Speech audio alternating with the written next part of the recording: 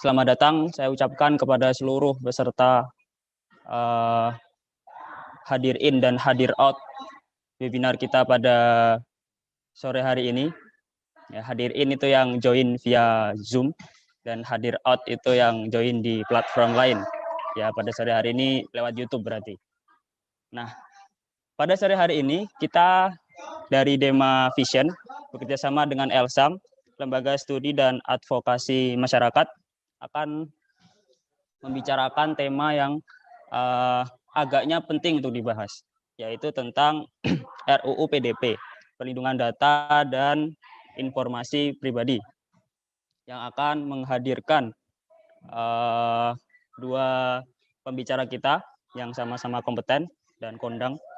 Yang pertama ada Bapak Dr. Imdadur Rahmat, MSI. Beliau adalah mantan Ketua Komnas HAM periode 2016-2017. Dan ada Kak Alia Yovira, SH. Beliau ini merupakan researcher di Elsam. Nah, pembicara kita yang pertama adalah Kak Alia Yovira. Selamat sore, Kak. Apa kabar? Sore, Hilmi dan semuanya. Baik, semoga sehat ya semua. Amin, amin. Sebelum kita mendengarkan pemaparan dari Kak Alia Yovira, perkenankan saya membacakan sedikit biodata beliau. Itu beliau adalah Kak Alia Yovira Karunian.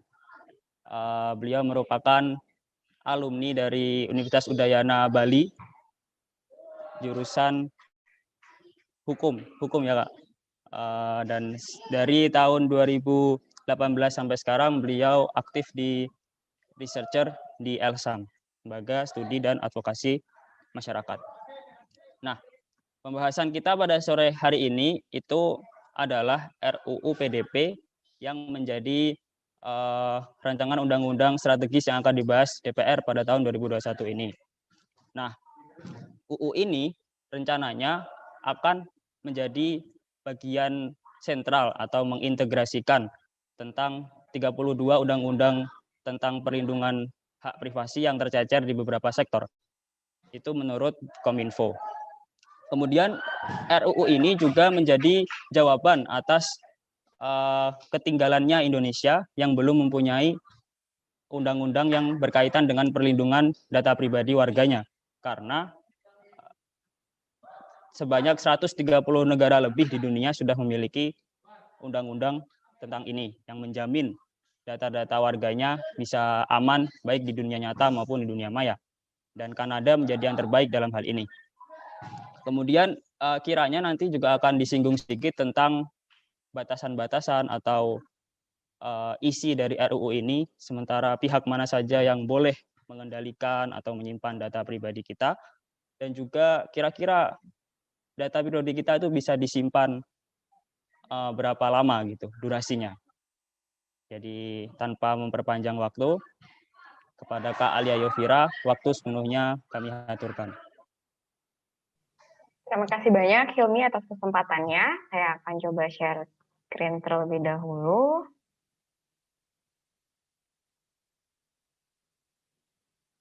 Oke. Assalamualaikum warahmatullahi wabarakatuh. Om Swastiastu, Shalom Nama Budaya, selamat sore dan salam sejahtera bagi kita semua.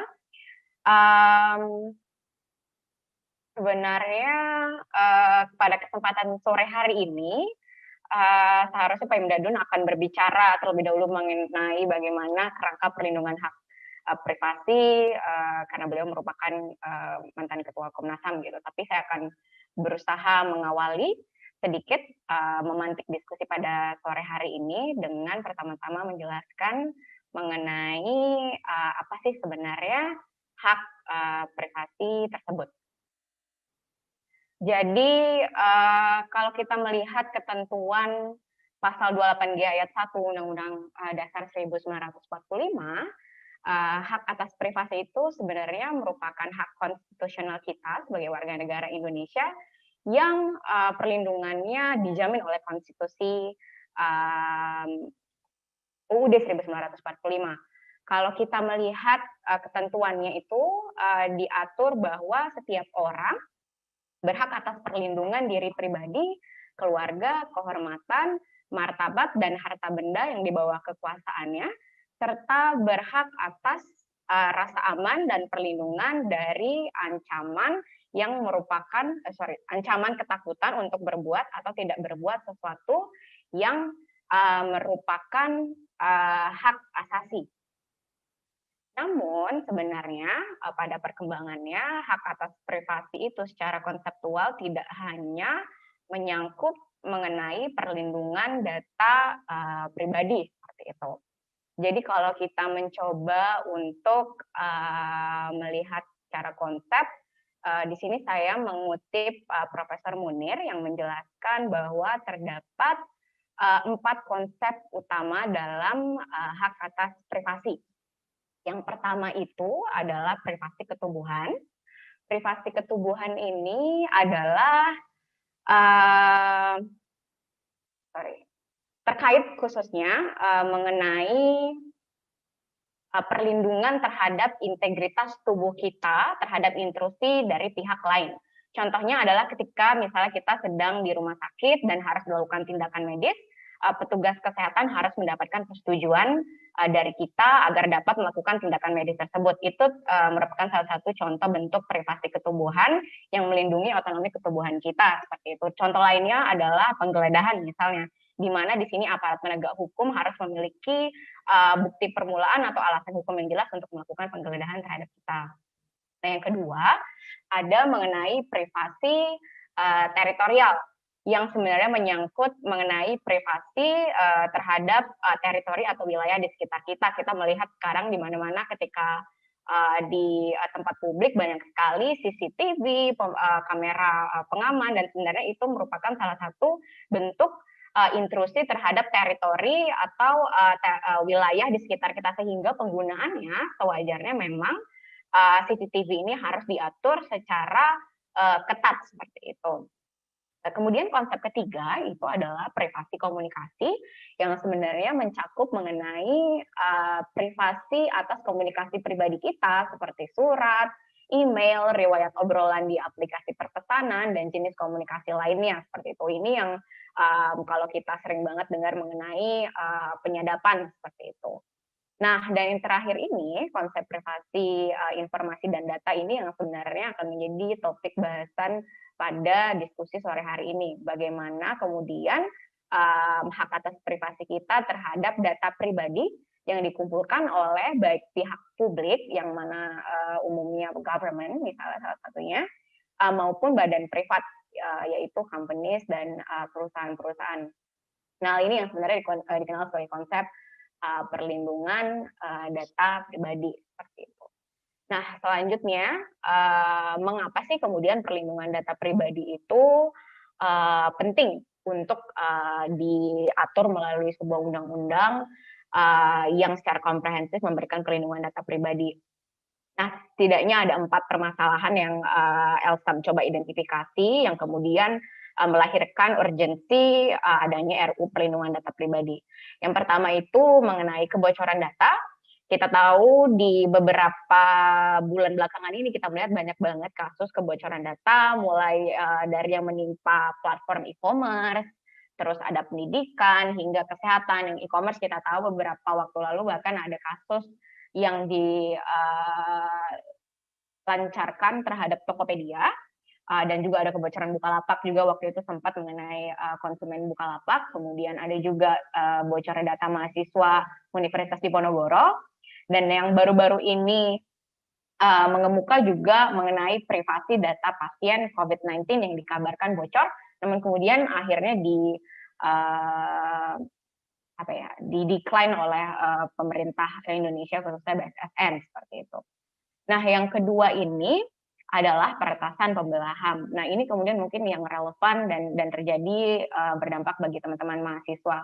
Beberapa kasus misalnya seperti teman-teman di UGM, teman-teman CLS, dan yang mengadakan diskusi pada saat itu mengenai topik pemberhentian presiden, kemudian bagaimana mereka diretas akun sosial media sosialnya, kemudian diintimidasi, dan beberapa hal lainnya yang kemudian menyebabkan efek jera mungkin, dan sekaligus merupakan salah satu bentuk pembatasan terhadap kebebasan berekspresi, khususnya kebebasan akademik di kampus. Bagaimana kemudian peretasan ini menyebabkan timbulnya efek jera atau chilling effect bagi teman-teman yang melakukan diskusi kritis seperti itu.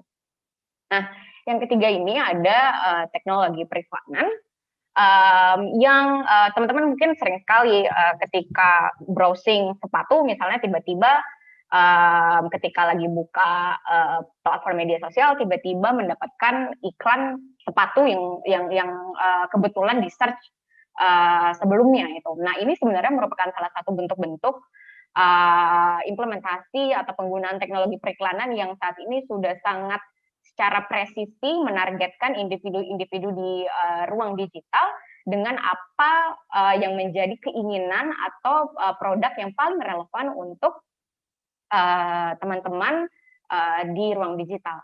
Nah, permasalahannya kemudian adalah teknologi periklanan ini yang sangat-sangat intrusif terhadap hak atas privasi kita tidak hanya diimplementasikan dalam konteks belanja sepatu seperti itu. Sekarang perkembangannya kalau kita belajar dari kasus Cambridge Analytica dan pemilu Amerika Serikat pada tahun 2016 lalu yang memenangkan Donald Trump, kita melihat bagaimana teknologi periklanan ini digunakan tekniknya dalam konteks politik. Jadi bagaimana kemudian iklan politik yang paling relevan yang dapat diterima oleh kita sebagai pengguna media sosial.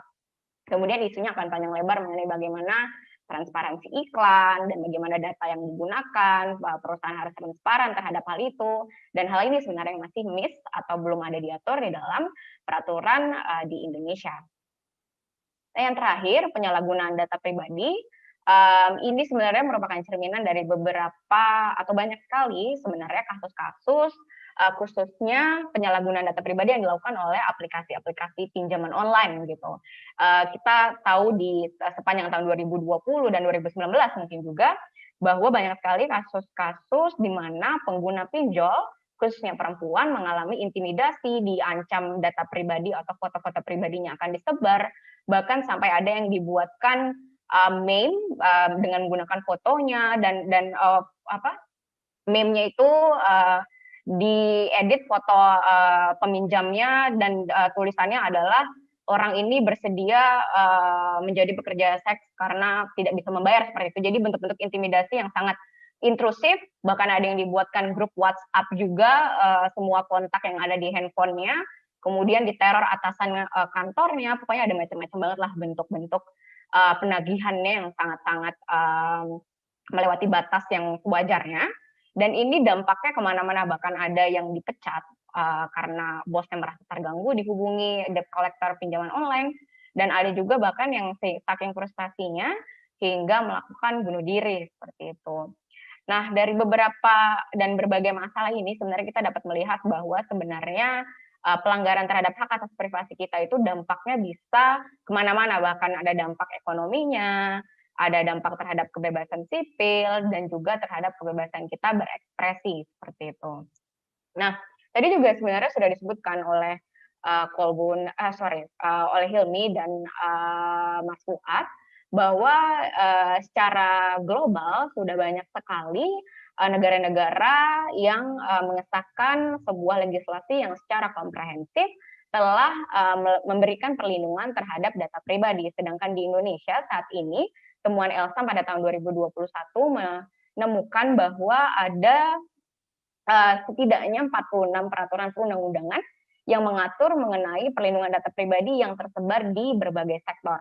Nah, tersebarnya berbagai peraturan yang bersifat sektoral ini menyebabkan banyaknya overlapping mengenai perlindungan data pribadi karena setiap undang-undang memiliki fragmented approach dalam mengatur perlindungan data pribadi seperti itu. Kita bisa melihat contohnya misalnya Undang-Undang Adminuk yang sebenarnya definisi data pribadinya itu berbeda dengan draft RUU Perlindungan Data Pribadi saat ini.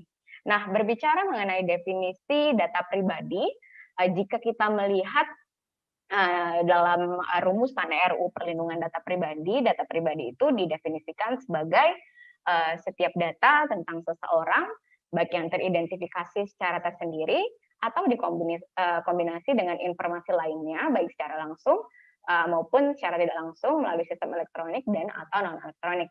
Nah, yang sebenarnya dapat digarisbawahi dari definisi data pribadi yang terkandung dalam RUU PDP ini adalah ruang lingkup data pribadi itu tidak hanya data pribadi yang selama ini kita nilai umum seperti itu, misalnya seperti nama, tanggal lahir, tempat tinggal, tapi juga data-data yang jika dikombinasikan secara tidak langsung dapat mengidentifikasi kita sebagai individu di ruang digital. Contohnya misalnya kalau kita dapat mengambil contoh adalah IP address misalnya, atau cookies di browser kita gitu yang dapat mengidentifikasi bahwa oh ini Alia pada jam segini dia mengunjungi situs A, B, C, D, E. Nah, itu sebenarnya masuk ke dalam juga ruang lingkup data pribadi yang masuk dalam perlindungan RUU ini jika nanti disahkan seperti itu. Nah, selanjutnya mengenai prinsip-prinsip pelindungan data pribadi, apa aja sih sebenarnya secara gambaran garis besarnya yang diatur oleh RUU PDP ini. Setidaknya ada sekitar 7 prinsip yang secara umum tercermin dari RUU PDP ini. Yang pertama itu ada keabsahan, keadilan, dan transparansi, di mana sebenarnya prinsip keabsahan dan keadilan dan transparansi ini menjelaskan bahwa pemrosesan data itu harus dilakukan berdasarkan dasar hukum pemrosesan yang jelas, yang dilakukan secara transparan dengan menginformasikan kepada kita sebagai subjek data. Ini contoh implementasinya sebenarnya kalau teman-teman download aplikasi atau mengunjungi sebuah website, biasanya teman-teman menemukan kebijakan privasi atau privacy policy-nya. Nah, ini sebenarnya merupakan salah satu jalan bagi pengendali data. Nanti kita akan diskusikan lebih lanjut apa sih sebenarnya aktor itu. Menginformasikan kepada kita sebagai subjek data bahwa oh data yang dikumpulkan itu data A, B, C, D, E dan dikumpulkan untuk tujuan A, B, C, D, E seperti itu. Nah, ini kemudian terkait mengenai prinsip kedua mengenai pembatasan tujuan, di mana sebenarnya ketika mereka mengumpulkan data, mengendali data, mereka itu harus menjelaskan dan memberikan informasi mengenai tujuan pemrosesan sebelum pengendali data tersebut mengumpulkan data kita sebagai subjek data gitu. Dan pembatasan tujuan ini juga menyeratkan bahwa tujuan pemrosesan data pribadi itu harus diinformasikan secara spesifik. Jadi tidak bisa tujuannya luas gitu. Misalnya kalau kita baca beberapa kebijakan privasi perusahaan saat ini, kita melihat bahwa data pribadi Anda dikumpulkan untuk memberikan layanan yang terbaik bagi Anda. Nah, itu kan sebenarnya tujuan pemrosesan yang sangat luas, yang kita sebagai subjek data jika membaca itu, kita tidak mengerti, oh sebenarnya ini datanya digunain buat apa dong memberikan layanan yang terbaik gitu. Beda halnya dengan misalnya jika diberitahu bahwa, oh kita mengumpulkan data pribadi Anda untuk mengirimkan misalnya paket Anda jika Anda menggunakan layanan kami gitu. Itu salah satu contoh bahwa kita harus informasikan bahwa tujuan pemrosesan data pribadi kita itu terbatas dan telah diinformasikan kita secara sebelumnya. Nah, yang ketiga ini ada minimalisasi data, di mana dalam proses pengumpulan data tersebut, pengendali data baik pemerintah maupun perusahaan mengumpulkan itu harus jumlah seminimal mungkin yang dibutuhkan untuk mencapai tujuan pemrosesan. Misalnya sebagai contoh, saya belanja di sebuah platform e-commerce, kemudian ketika check out, kemudian saya dimintain data NIK. Itu kan sebenarnya butuh buat apa gitu data NIK. Nah, seharusnya data pada konteks ini data yang dibutuhkan atau data yang paling minimal dibutuhkan adalah nama, alamat, dan nomor telepon gitu. Misalnya abang-abang paketnya yang antar paket tersesat misalnya.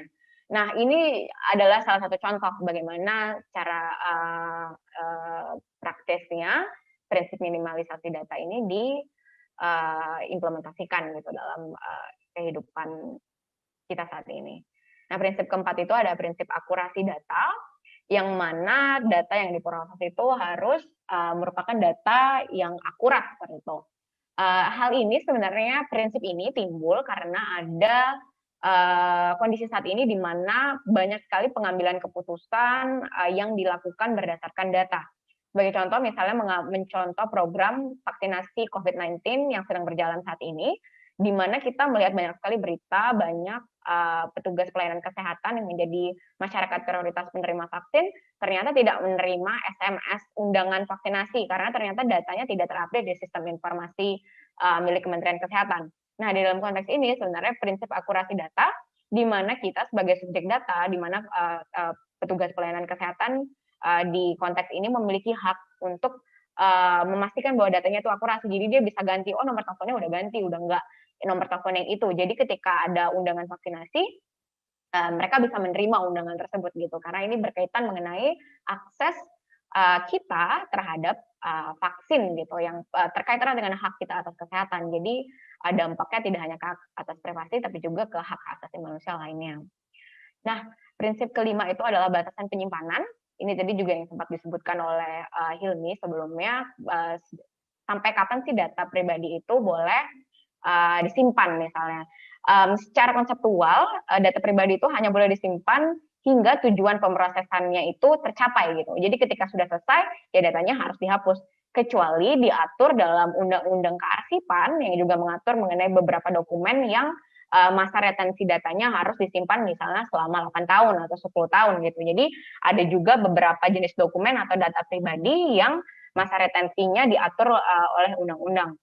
Nah, kemudian dalam konteks pandemi ini, aku mencontohkan juga ketika data itu dikumpulkan dalam konteks untuk kontak tracing, misalnya penelusuran kontak pasien COVID. Nah, ketika pandemi ini berakhir, itu harus dipastikan bahwa data-data yang dikumpulkan oleh Kementerian Komunikasi dan Informatika itu harus dihapus karena tujuannya sudah selesai, seperti itu. Itu salah satu contoh bagaimana prinsip batasan penyimpanan ini diimplementasikan.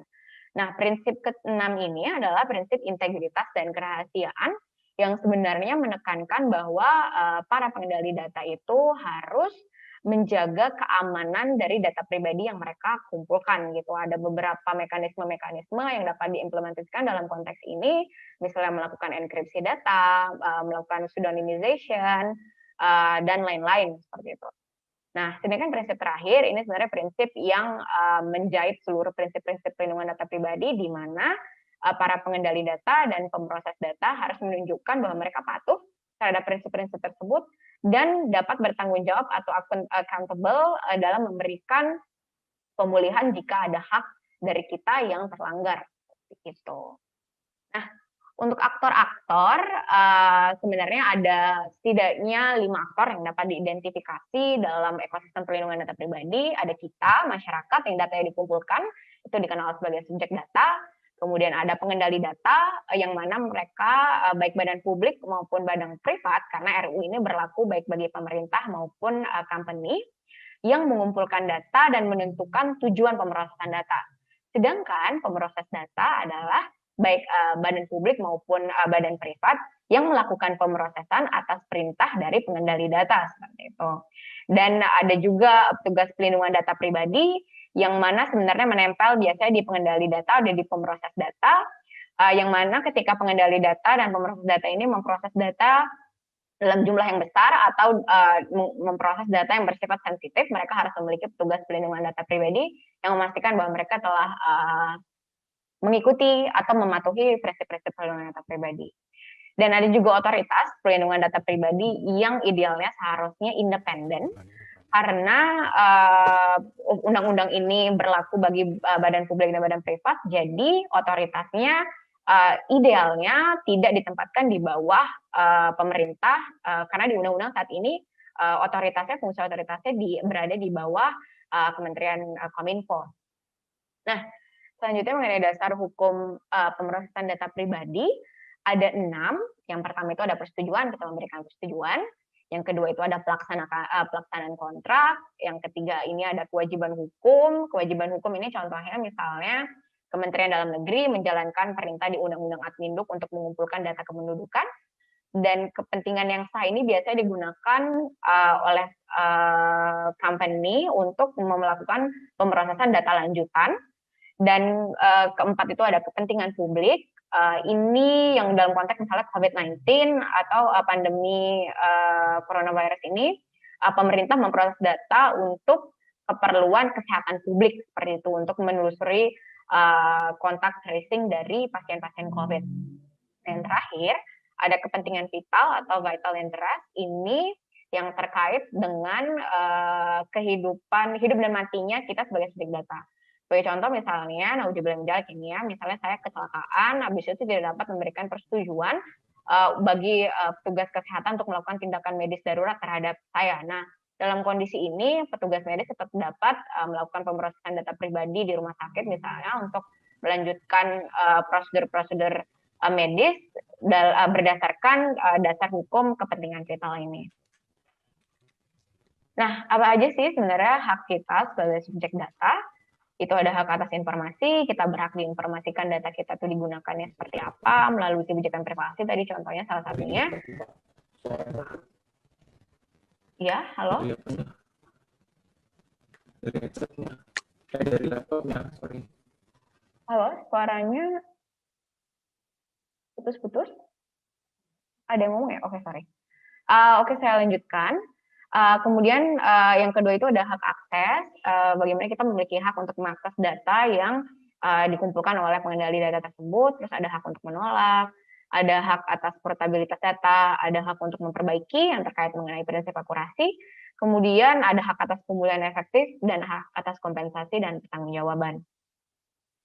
Nah, singkat saja mungkin selanjutnya, sorry, mengenai keamanan digital kini, karena merefleksikan banyaknya kasus peretasan yang terjadi dan menimpa teman-teman mahasiswa yang melaksanakan diskusi kritis, kemudian penting bagi teman-teman untuk ibaratnya mengimplementasikan setidaknya basic-basic atau tips-tips yang paling mendasar seperti itu. Nah, yang pertama itu tentunya ini mungkin teman-teman sudah banyak sekali yang lebih jago, tapi ini yang paling dasar, yaitu teman-teman harus memperkuat kata sandi yang digunakan, setidaknya 8 kata, mengkombinasikan huruf, angka, dan simbol. Jangan gunakan nama kalian, nama orang tua, tempat, dan tanggal lahir, karena itu akan sangat mudah ditebak. Beberapa tips yang saya berikan selalu ketika kalian membuat kata sandi, jangan lagi memikirkan kata seperti itu. Jadi kalian bisa menggunakan kalimat, misalnya lirik lagu atau quote buku yang kalian paling sukai, bisa dijadiin password. Jadi itu panjang dan cuma kalian yang tahu kombinasi kalimatnya. Yang kemudian itu ada nyalakan fitur autentikasi 2 langkah atau 2FA. Ini di mana-mana ada, kalau misalnya kalian menggunakan WhatsApp, itu ada pasti 2FA-nya. Kalau menggunakan alamat email juga mereka pasti memberikan fitur-fitur autentikasi 2 langkah yang sebenarnya bisa dinyalakan. Jadi ketika ada attempt untuk meretas akun, dia pasti akan memberikan SMS OTP biasanya ke nomor telepon kita seperti itu. Nah, yang ketiga ini ada gunakan aplikasi perpesanan yang terenkripsi atau end-to-end encryption. Signal itu bagus juga, dan Wire juga bagus. Bisa digunakan oleh teman-teman juga. Dan yang terakhir itu jangan memposting data pribadi di medsos. Nah, ada beberapa soalnya orang yang masih suka men-share KTP-nya, atau ada sangat anaknya baru punya kartu identitas anak, habis itu di-share, padahal itu kan mengatur atau berisi data pribadi yang sebenarnya jika diketahui orang itu agak berbahaya, seperti alamat dan tempat tinggal, alamat dan tempat tinggal sama yang maksudnya tanggal lahir, nama lengkap, dan lain-lain gitu. Nah, sebenarnya mungkin terkesan datanya biasa saja, tapi misalnya seperti nama orang tua atau nama ibu kandung itu kan biasanya digunakan sebagai kalimat security dalam perbankan ya. Jadi sebenarnya itu juga risky banget kalau misalnya diketahui orang gitu, seperti nama ibu kandung. Nah, selanjutnya yang terakhir mengenai beberapa dokumen pembantu yang teman-teman bisa gunakan untuk lebih lanjut lagi mendapatkan tips-tips mengenai keamanan digital. Ini ada Security in a Box, itu merupakan sebuah panduan juga yang memberikan tools dan taktik-taktik untuk menjaga keamanan digital bagi aktivis dan pejuang hak asasi manusia. Terus ada ISF ini juga, Surveillance of Defense. LBH Pers juga menyediakan sebuah protokol keamanan dalam meliput isu kejahatan lingkungan, tapi tips-tipsnya bisa juga diimplementasikan oleh teman-teman juga. Dan yang terakhir itu ada punya security planner yang dikembangkan oleh Citizen Lab. yang sebenarnya nanti kalian bisa jawab beberapa pertanyaan, kemudian nanti dia akan memberikan saran keamanan digital sesuai dengan jawaban-jawaban kalian itu. Nanti aku akan berikan link-link terhadap panduan-panduan ini di kolom chat. Nah, itu mungkin dari aku. Terima kasih banyak. Nanti lebih lanjutnya bisa kita diskusikan lebih lanjut di sesi Q&A. Wassalamualaikum warahmatullahi wabarakatuh. Om Santi, Santi, Santi Om. Shalom Dhamma Budaya. Selamat sore dan salam sejahtera bagi kita semua. Kembalikan ke Hilmi. Terima kasih. Baik, terima kasih Kak Alia. Pemaparan yang sangat komprehensif dari beliau ya tentang sebenarnya hak-hak pribadi kita dan hak privasi kita itu tidak hanya terbatas kepada dunia maya saja, ternyata ada beberapa hak-hak kita di dunia nyata yang memang sudah menjadi kebutuhan dan hak konstitusional yang sudah diamanatkan oleh negara, yang mana itu harusnya yang dimasukkan menjadi poin-poin penting di RUU pada kali ini.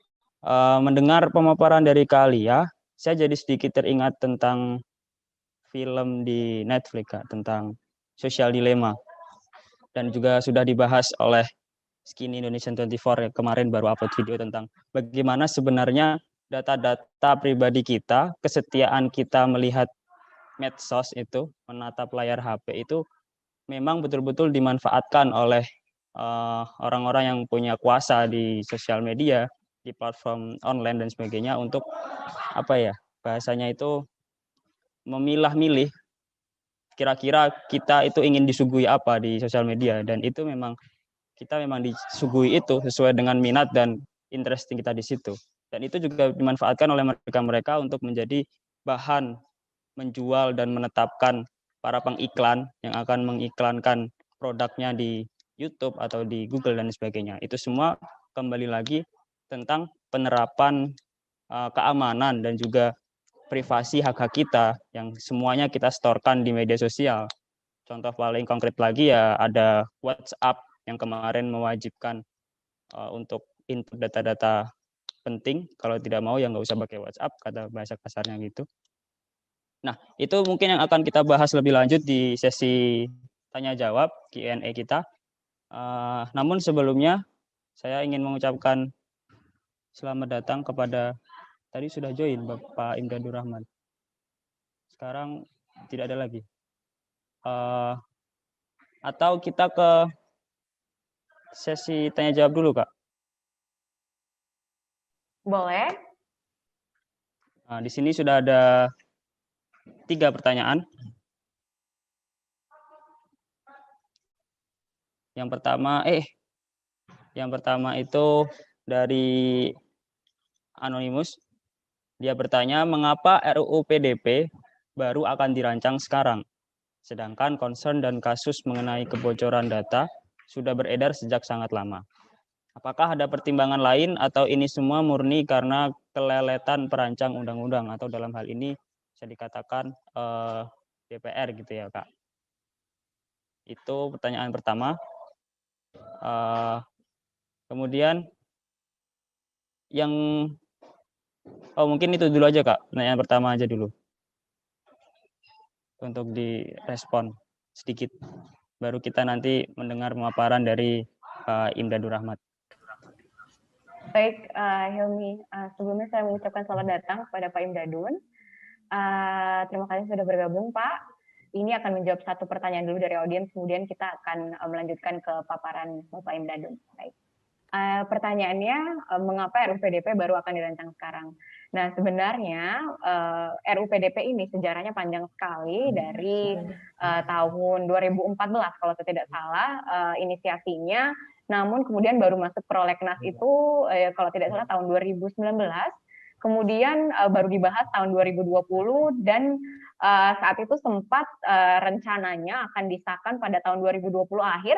Namun kemudian karena ada pembahasan yang cukup panas saat itu di DPR mengenai hak portabilitas data, kemudian diskusinya atau pembahasan RUU-nya diperpanjang ke masa sidang tahun 2021 ini gitu. Jadi sebenarnya kalau dibilang rancangnya sekarang itu tidak, karena sudah lama sekali diinisiasinya, namun kemudian pembahasannya yang memang pembahasannya agak lama seperti itu. Suaranya kedengeran? Hilmi, sorry, kayaknya keputus. Kedengeran, Kak? Masuk. Iya, udah itu jawaban dari aku. Mungkin sekarang kita bisa melanjutkan ke Pak Imdadun. Terima kasih. Baik. Langsung saja kita dengarkan pemaparan dari Bapak Imdadur Rahman. Selamat sore, Pak Imdadur Rahman.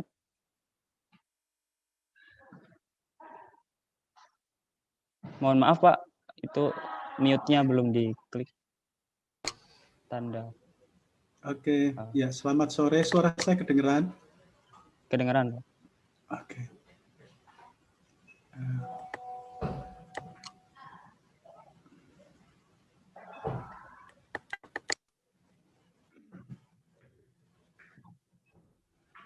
Assalamualaikum warahmatullahi wabarakatuh.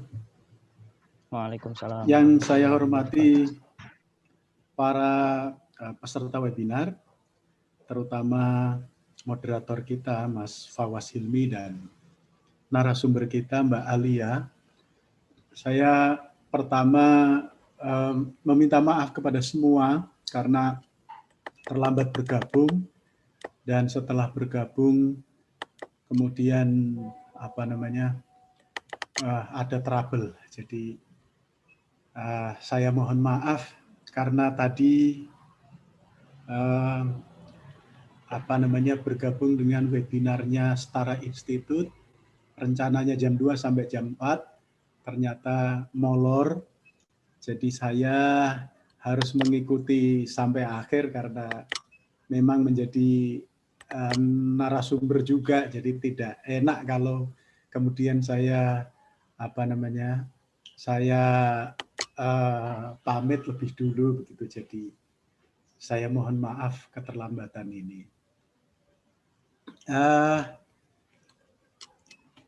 Mudah-mudahan dalam sesi dengan Mbak Alia tadi sudah tergambar mengenai substansi dari RUU Perlindungan Data Pribadi ini. Sehingga saya hanya menambah saja pada aspek norma hukum hak asasi manusia terkait dengan privacy right. Nah, nanti norma-norma ini nanti bisa teman-teman gunakan untuk menilai pertama apakah rancangan undang-undang ini itu inline atau mendukung perlindungan privacy right atau sebaliknya malah mengancam. Kemudian yang kedua, kalau misalnya kita menangkap bahwa pada penilaian umumnya RUU ini menguntungkan privacy right, aspek-aspek mana yang lemah, aspek-aspek mana yang memunculkan pertanyaan dan nanti menjadi titik yang akan kita ajukan revisi, maksudnya alternatif legal draft, untuk kemudian kita ajukan sebagai kontribusi kita. Jadi kira-kira share saya sore hari ini pada aspek ini. Jadi saya mulai saja dengan menyampaikan tentang privacy right atau hak atas keleluasaan individu. Data pribadi itu termasuk salah satu aspek penting di dalam data atau aspek yang dilindungi di dalam privacy right. Nah, kita mulai saja dengan membahas tentang privacy right. Nah, mengapa privacy right itu penting? Karena privacy right ini terkait erat dengan hal yang sangat sangat primer dalam kehidupan manusia, yaitu soal freedom, soal kebebasan. Jadi kebebasan merupakan hal yang penting. Kebebasan ini menyangkut keleluasaan, menyangkut kebebasan kita dari kekhawatiran, dari ancaman, ya, dari ancaman ketakutan, ya, untuk berbuat atau tidak berbuat ya sesuatu. Gitu. Jadi privacy right karena apa namanya, ada ranah-ranah individu yang harusnya dilindungi, maka di dalam naungan privacy itu kita memperoleh kebebasan. Dan ketika privacy itu terganggu, maka kita akan terbatas keleluasaan kita untuk berbuat atau tidak berbuat sesuatu. Jadi kaitannya privacy right dengan freedom, dengan kebebasan, dengan liberty itu erat sekali. Oleh karena itu, ya, privacy right ini harus dilindungi karena dia dalam situasi tertentu bisa menjadi prasyarat bagi terlindunginya keleluasaan dan kebebasan umat manusia. Gagasan tentang kebebasan kita udah paham ya, bahwa ini merupakan salah satu aspek penting yang mendasari ide tentang demokrasi, ide tentang hak asasi manusia. Misalnya itu John Locke pada abad ke-18 ya, itu sudah menetapkan 3 hal yang sangat penting, yaitu hak hidup atau life, ya, freedom, kebebasan, dan property, kepemilikan. Nah, tiga hal ini aspek yang sangat penting, dan yang diantaranya adalah soal freedom. Oleh karena itu freedom harus dijamin, ya, antara lain dengan perlindungan atas kerahasiaan pribadi. Nah, hak atas urusan pribadi itu pada dasarnya menjadi otonomi individu, sesuatu yang tidak boleh diintervensi orang lain.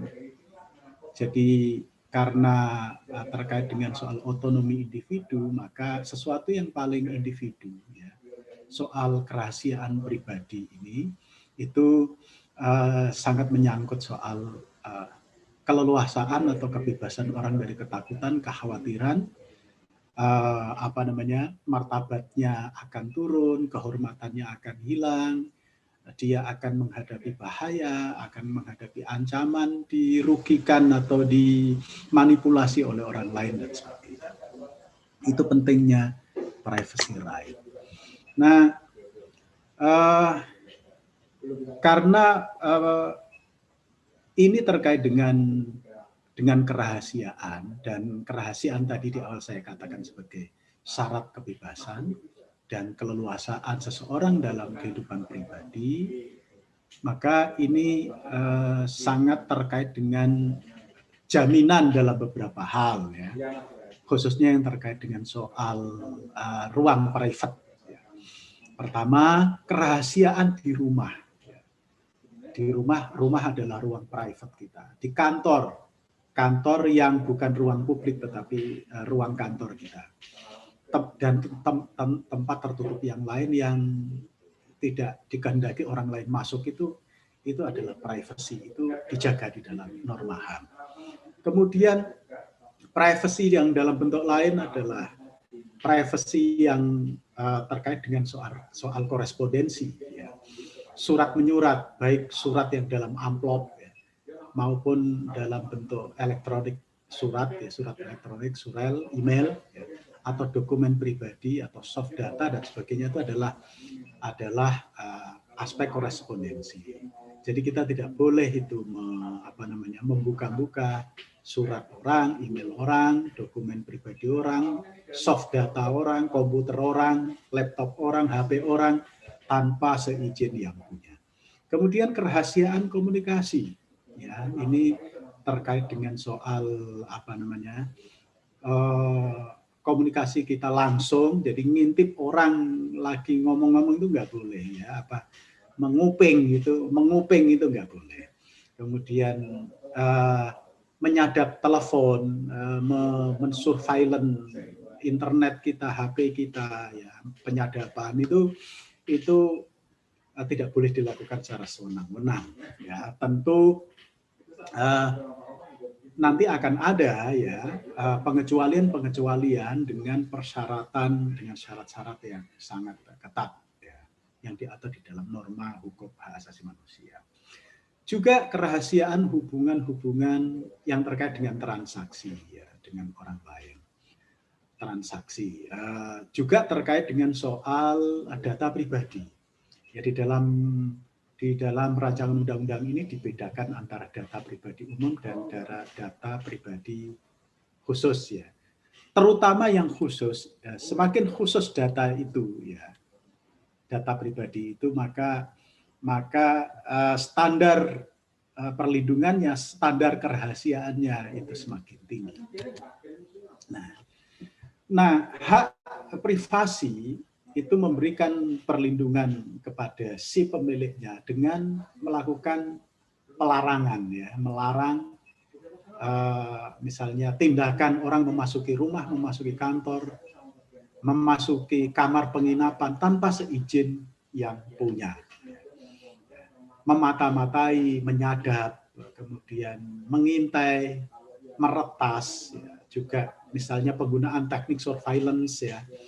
Kemudian penyebaran data pribadi tanpa izin pemiliknya, penyalahgunaan data pribadi dan sebagainya itu dalam norma hak asasi manusia itu dilarang. Nah, apa sih dasarnya? Ya, hukum HAM di Indonesia tentu acuan tertingginya adalah konstitusi. Di dalam pasal 28G Undang-Undang Dasar 1945 itu ditegaskan setiap orang berhak atas perlindungan diri pribadi, keluarga, kehormatan, martabat, harta benda yang di bawah kekuasaannya. Jadi di sini ada perlindungan diri, keluarga, kehormatan, martabat, harta benda. Jadi keselamatan diri, keluarga, dignity, martabat ya, kehormatan, martabat, dan kepemilikan ya, harta benda. Serta berhak atas rasa aman dan perlindungan dari ancaman ketakutan untuk berbuat sesuatu atau tidak berbuat sesuatu. Itu dijamin oleh konstitusi kita. Nah, dalam Undang-Undang 39, ini juga pasal 29 menegaskan bahwa setiap orang berhak atas perlindungan diri pribadi. Privacy right. Keluarga, kehormatan, martabat, dan hak miliknya. Jadi sama dengan tadi, konstitusi pasal 28. Pasal 30 ini menegaskan setiap orang berhak atas rasa aman dan tentram serta perlindungan terhadap ancaman ketakutan untuk berbuat atau tidak berbuat sesuatu. Jadi kalau orang merasa tidak aman karena data pribadinya digunakan secara sewenang-wenang, ya itu bertentangan dengan pasal 30 Undang-Undang 39 tentang hak asasi manusia. Nah, jaminan hak privasi. Ini pasal 31 masih Undang-Undang 39. Tempat kediaman tidak boleh diganggu.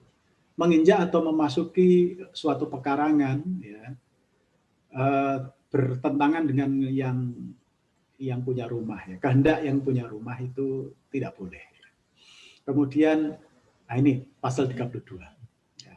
Kemerdekaan dan rahasia dalam hubungan surat menyurat, korespondensi. Ini termasuk data ya, data pribadi.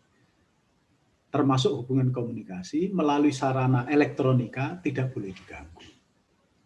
Jadi penggunaan IT, teknologi informasi itu tidak boleh diganggu oleh orang yang tidak berhak. Kecuali atas perintah hakim. Tadi saya katakan ada pengecualian. Jadi surveillance, misalnya KPK punya kewenangan untuk melakukan penyadapan, itu dibatasi oleh undang-undang. Dia harus mendapatkan izin pengadilan. Harus untuk tujuan penegakan hukum, penyelesaian kasus. Tidak untuk yang lain-lain. Demikian juga lembaga-lembaga negara yang punya hak untuk surveillance, misalnya badan intelijen ya, intelijen BIN, kepolisian, intelijen kejaksaan, semuanya punya kewenangan untuk surveillance ya. Tapi dia harus berdasarkan pada ketentuan perundang-undangan, tidak boleh sewenang-wenang. Nah, jaminan hak privacy ya, ini di dalam ICCPR hampir sama ya dengan kayak tadi ya. Tidak seorang pun secara sewenang-wenang dicampuri masalah pribadinya, keluarganya, rumah, korespondensinya, diserang kehormatan, nama baiknya dan sebagainya. Bukan hanya acuan norma HAM Barat ya, artinya yang universal ya, yang dikeluarkan oleh PBB. Jaminan hak privasi juga ditegaskan oleh Deklarasi Kairo, yaitu rumusan hak asasi manusia yang berwarna Islam. Ya, ini dikeluarkan oleh organisasi kerjasama Islam negara-negara OGI. Itu di poin B itu ditegaskan, ya, setiap orang memiliki hak atas kerahasiaan kehidupan pribadinya dalam rumahnya bersama keluarganya, berkaitan dengan barangnya, dan transaksi-transaksi hubungannya dengan pihak lain. Tidak diperbolehkan memata-matai, menempatkannya dalam pengawasan, tidak boleh menjadi korban surveillance, atau menjelekkan nama baiknya. Jadi negara wajib melindungi dari campur tangan sewenang-wenang. Ini poin B. Poin C, Deklarasi Kairo, ini mengatakan tempat kediaman pribadi tidak boleh diganggu-gugat dalam keadaan apapun. Dilarang memasuki rumah tanpa izin pemiliknya, dan seterusnya, dan seterusnya. Nah, saudara sekalian, tadi dikatakan bahwa untuk tujuan-tujuan tertentu yang sesuai dengan hukum, ya, itu diperbolehkan untuk mengurangi, tapi mencabut nggak boleh. Ya, mengurangi privacy right, ya, privacy right. Untuk kepentingan apa? Ya, untuk kepentingan yang sah secara hukum. Nah, di dalam hak asasi manusia itu ada yang namanya prinsip Siracusa. Itu parameter-parameter yang bisa dijadikan acuan atau argumen untuk mengurangi hak privasi. Misalnya, orang tidak boleh dimata-matai. Nah, ada lembaga-lembaga tertentu yang untuk tujuan tertentu punya kewenangan untuk memata-matai, untuk mensadap, ya, untuk menghack, ya, dan sebagainya. Nah, itu ada ketentuan-ketentuannya. Jadi kecuali dalam kasus yang mencerminkan ketentuan hukum, ya, dengan tujuan-tujuan yang bisa dipertanggungjawabkan. Ya. Jadi persyaratan pembatasan itu dia harus ditentukan melalui undang-undang. Ya, misalnya di dalam ini ya, di dalam RUU PDP ini kan selain ada aturan tentang hak-hak pemilik data pribadi, ya, itu ada di pasal 4 sampai 14, ya. Itu ada hak-hak pemilik data pribadi dijamin untuk dia harus tahu informasi tentang tujuan dan dasar hukum kalau ada pihak lain yang meminta data pribadinya itu apa. Misalnya ada petugas dari yang mengaku dari instansi apa, itu kita punya hak untuk tujuannya apa, dasar hukumnya apa, surat tugasnya apa, itu hak kita. Lalu kita juga boleh punya hak untuk memastikan bahwa data kita ini lengkap. Kita harus tahu bahwa sebelum dimasukkan oleh dalam data itu oleh pengendali data namanya, itu kita harus punya hak untuk ini udah lengkap belum, sesuai dengan kenyataan atau enggak. Dia juga punya hak untuk mengakses data yang sudah dikumpulkan. Dia juga punya hak untuk memperbaharui. Kalau misalnya, oh ternyata belum lengkap, itu besok kita boleh ya, meminta untuk diperbaharui. Atau mengakhiri atau udah hapus saja data saya. Itu punya kemampuan, apa itu namanya, hak untuk itu.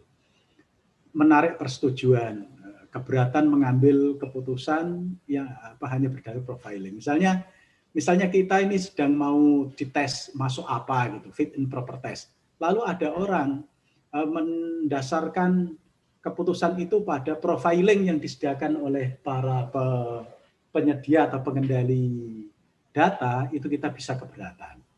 Kemudian menunda atau membatasi pemrosesan, ganti rugi pelanggaran, menggunakan data, ya mentransfer data. Tapi ada pengecualian, yaitu kalau ini terkait dengan kepentingan penyidikan, kepentingan dan seterusnya, terkait dengan keamanan negara, terkait dengan program-program penyelenggaraan pembangunan dan sebagainya. Nah, kembali ke yang tadi ya, kembali ke syarat tadi itu. Pembatasan itu dibuat dalam bentuk atmosfer demokrasi, betul-betul hanya untuk kepentingan menjaga nilai moral bangsa, ketertiban umum, kesehatan masyarakat, keselamatan bangsa, dan menjaga hak asasi dan kebebasan dasar orang lain. Ya. Yang terakhir saya kira ya, hak privacy itu menyangkut soal kebebasan, soal keamanan pribadi, ya, soal dignity atau martabat nama baik. Jadi memang ini penting karena ini menyangkut soal dalaman orang, soal aib orang, soal keamanan kepemilikan dan sebagainya. Oleh karena itu ini harus diamankan. Juga terkait dengan jenis-jenis informasi atau data yang harus dilindungi, ya, misalnya data tentang keuangan, data tentang kesehatan, data tentang orientasi seksual, data tentang kesenangan makan dan sebagainya. Itu semakin sensitif itu harus semakin ketat perlindungannya. Nah, semakin terbatas peredaran data itu semakin baik. Jadi kalau ada lembaga-lembaga yang diberi kewenangan untuk mengendalikan data pribadi, maka harus kewenangannya dibatasi, gitu ya. Keterbatasan di dalam mengumpulkan, mengakses, kemudian membuka, menyebar, mentransfer itu harus dibatasi. Harus dibatasi. Jadi semakin terbatas lembaga yang nanti diberikan kewenangan untuk menjadi penerima, pemproses atau pengendali data, itu juga semakin baik. Ya, itu semakin baik. Jadi terkait dengan soal pengumpulan data dan pribadi itu tidak boleh memaksa, tapi harus dengan persuasi, karena hak asasi manusia intinya adalah soal kesadaran voluntary. Saya kira langkah legislasi dalam bentuk RUU PDP ini inline dengan cita-cita hak asasi manusia untuk makin melindungi data pribadi, ya, aspek penting di dalam hak pribadi. Jadi sebagai aktivis hak asasi manusia, saya turut bergembira dengan masuknya PDP ini di dalam prolegnas dan sekarang sudah muncul RUU-nya, ya, lengkap dengan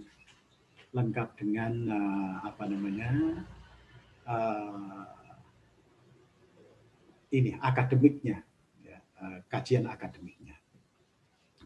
Soal bahwa nanti ketika kita kaji lebih jauh poin per poin ada aspek yang membahayakan, saya kira kita juga perlu untuk tidak berhenti sampai di sini, tetapi mengawal terus ya agar pasal-pasal itu tidak